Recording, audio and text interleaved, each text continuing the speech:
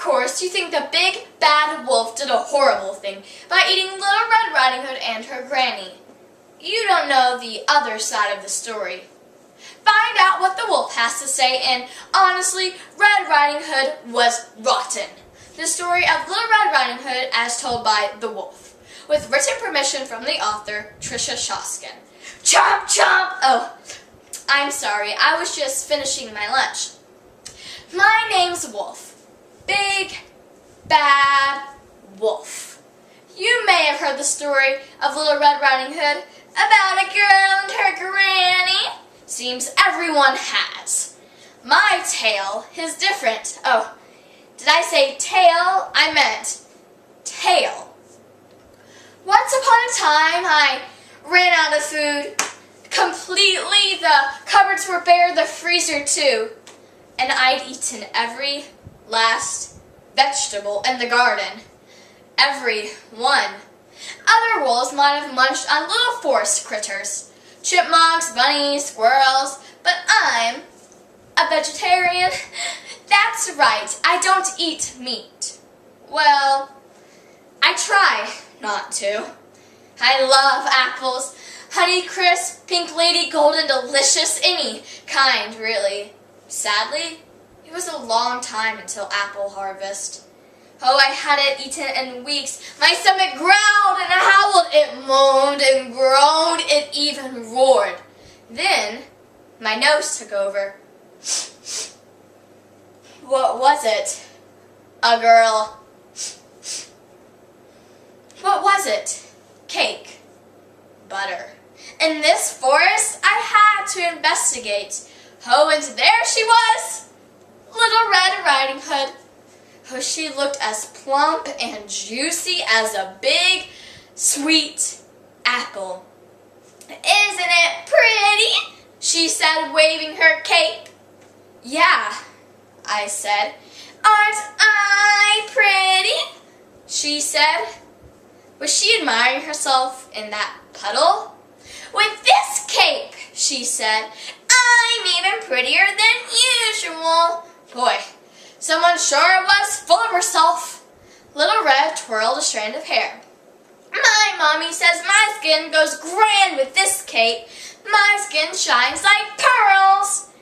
Or the meat of a ripe apple, I thought, licking my chomps. Oh, time to chomp. But then she said, I can't wait till Granny sees how pretty I look today. I'm bringing her cake and butter from Mother. Oh, my stomach howled.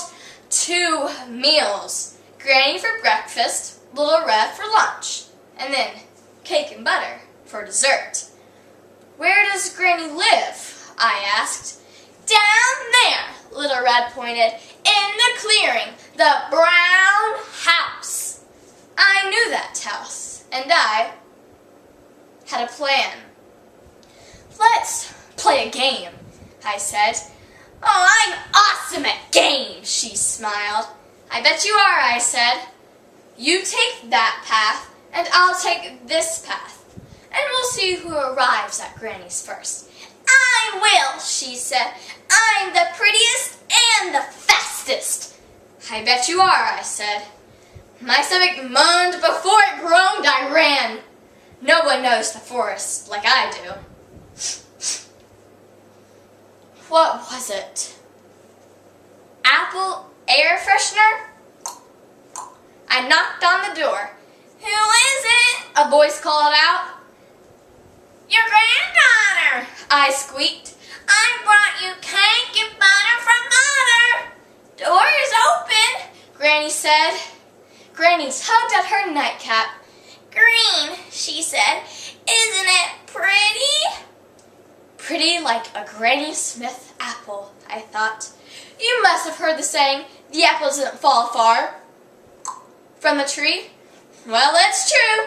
Chomp, chomp. Oh, I had to eat her. I mean, she was no Macintosh apple, but she wasn't too bad. I still felt hungry. Little Red knocked on the door. Who is it? I called, crawling into Granny's bed. Your granddaughter, Little Red squeaked. I brought you cake and butter for Mother. Doors open, I called. Little Red walked in and caught a glimpse of herself in the mirror. Aren't I pretty, Granny? I clenched my teeth. What deep, dark eyes I have, she said. I said, the color of apple seeds. What pretty red lips I have, she said. I said, shaped like sharply cut apple slices. Oh, what pretty red lips I have, she said. I said, red, delicious. Oh, what lovely skin I have. Chomp, chomp. Oh, I had to eat her. What can I say? Things look a little bit different when you're hungry. I mean, she was no Fuji or Crispin apple. In fact, she was a little bit rotten, but she was better than nothing. Plus, I got dessert.